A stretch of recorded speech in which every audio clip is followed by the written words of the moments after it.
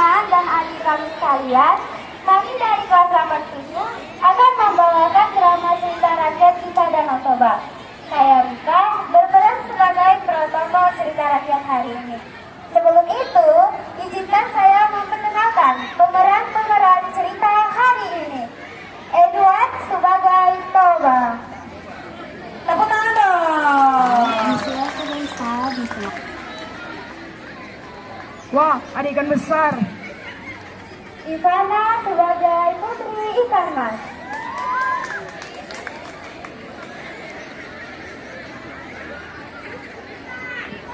Teman ikan. Dan Andra sebagai Kang Muslim.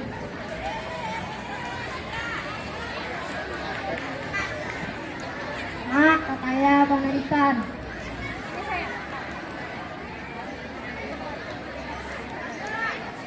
Naomi, Andre, dan siswa kelas 87 sebagai warga desa. Iya, tepuk tangan dong untuk kelas 87. Semua mengambil peran dalam proyek mereka satu semester ini.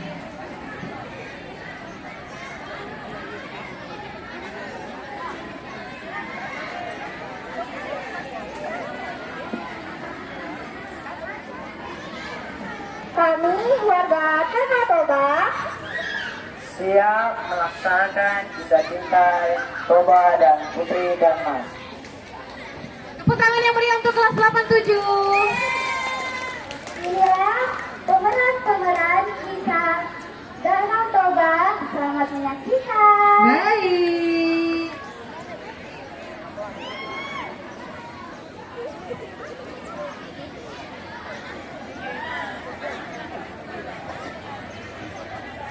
Di suatu desa di Sumatera Utara, hiduplah seorang petani bernama Toba yang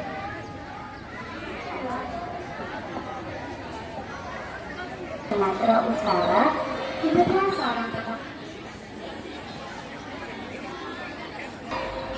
seorang petani bernama Toba yang menyendiri di sebuah lembaga tersebut. Petani itu mengerjakan lahan pertaniannya untuk keperluan hidupnya.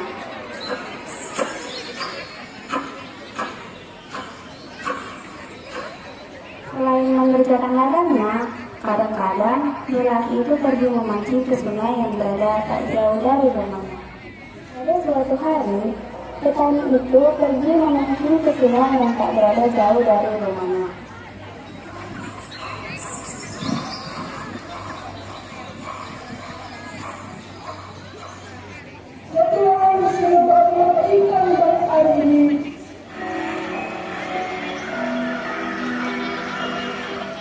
Setiap kali dia memancing, mudah saja ikan didapatnya karena di sungai yang jauh itu memang banyak sekali ikan.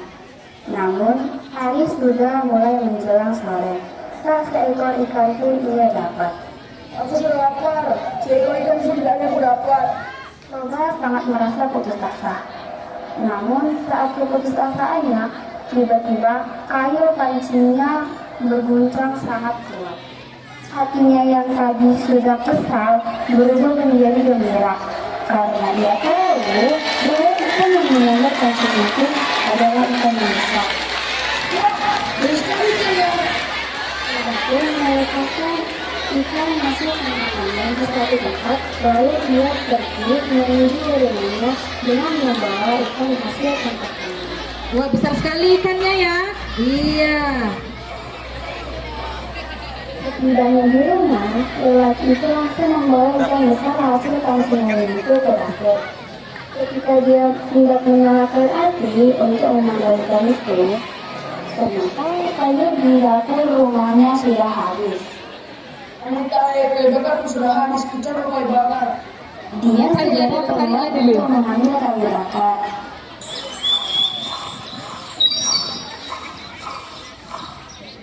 Sambil membawa beberapa potong kayu bakar, dia naik kembali ke atas rumahnya dan langsung menuju dapur.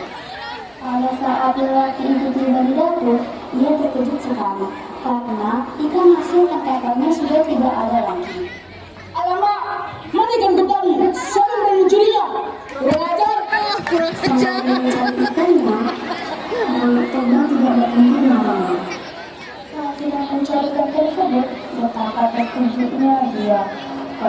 ada seseorang yang berdiri di depan cermin kamarku. Akulah seorang putri yang dikutuk menjadi ikan mas. Makasih kau telah membebaskanku. Sebagai balasannya, aku mau kau jadikan aku istrimu. Ada apa nih? Aku hanya ingin membalas budi, karena aku bisa menjadi manusia kembali. Bagaimana dengan tawaranku? Ini aku mau. Tapi aku punya satu syarat. Apa itu? Tidak boleh menceritakan kepada siapapun tentang asal-usulku. Dan kau tidak boleh mengutuk anakmu dengan asal-usulku. Jika kau melanggar, akan terjadi petaka yang dahsyat. Baiklah, aku akan menulis suratnya.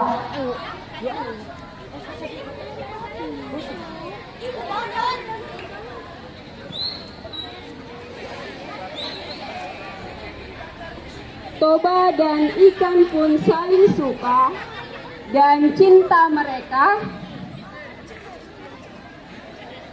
dirayakan meriah oleh warga desa Danau Toba.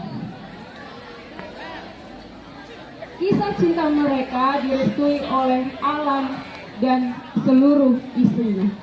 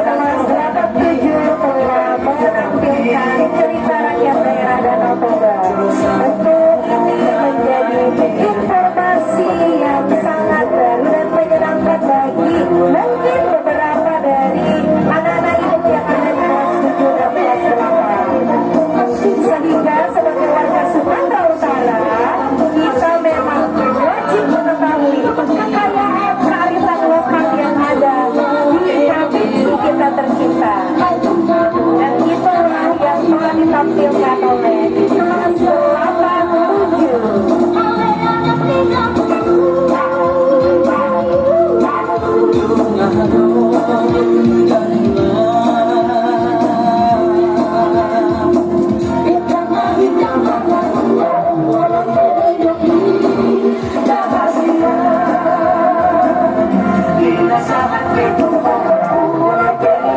Sudah masuk ke momen duhur ya.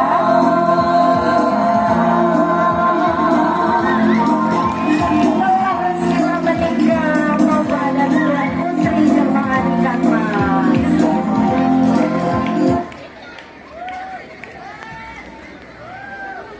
Ini seorang anak laki-laki yang mereka beri nama Samosir. Samosir adalah anak yang aktif dan tidak penurut, apalagi jika yang menyuruhnya adalah ayahnya. Setelah cukup besar, anak itu disuruh ibunya mengantar nasi setiap hari untuk ayahnya yang bekerja di ladang. Namun, sering dia menolak mengerjakan tugas itu, sehingga terpaksa ibunya lah yang mengantarkan nasi ke ladang. Suatu hari, anak itu disuruh ibunya lagi mengantarkan nasi ke ladang untuk ayahnya. Mulanya dia menolak, akan tetapi karena terus dipaksa ibunya, dengan kesal pergilah ia mengantarkan nasi itu. Aku mau kamu mengantarkan makanan dari sawah? Iya, Bu. Tetapi tugasnya tidak dipenuhinya. Di perjalanan, Samosir malah bermain bersama teman sekampungnya. Iya aja yang dibilangnya kan. Cepat ianya. Pun merasa lapar dan memakan semua jatah makanan ayahnya. Setelah selesai makan, Samosir pun merasa kekenyangan. Lalu ia tidur di bawah pohon yang besar. Toba pun menunggu kedatangan anaknya Samosir sambil menahan haus dan lapar. Samosir! Karena tidak tahan menahan lapar, maka pergilah ia pulang ke rumahnya.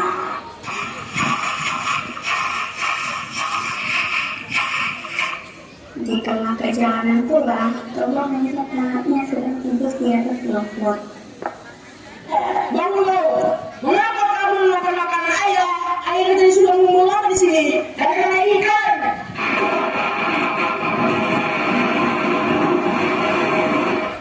Setelah Pohonnya goyang.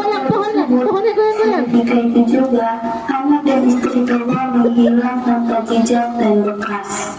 Pada saat yang sama, sungai pun banjir besar dan turun. Kok jadi tempat buang sampah daun si Tobanya? Beberapa waktu kemudian, air sungai itu sudah meluap kemana-mana dan tergenanglah membuat tempat sungai itu mengalir.